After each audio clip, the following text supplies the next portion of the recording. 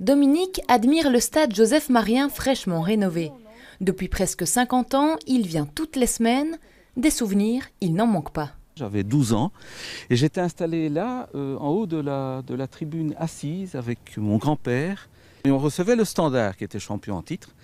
On a réussi à mener 2-0 jusqu'à un quart d'heure de la fin. Donc pendant, je vais dire, 75 minutes, j'y ai cru qu'on allait enfin battre l'équipe championne du Standard.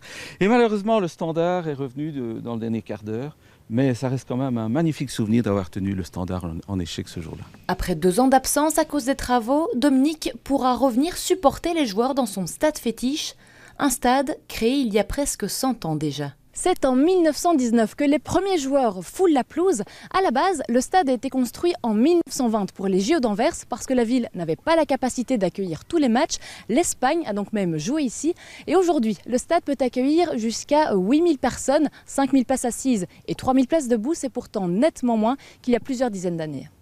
En 1936, 30 000 personnes peuvent se rassembler dans le stade, chose impensable aujourd'hui.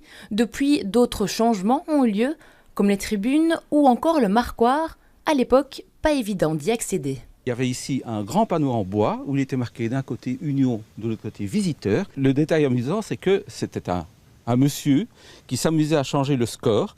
Et chaque fois donc qu'on changeait le score, on voyait sa tête qui apparaissait, c'était très drôle. Coût total des rénovations, 4 millions d'euros. Avec le nouvel éclairage et surtout les nouvelles places assises, tout est désormais aux normes de la première division.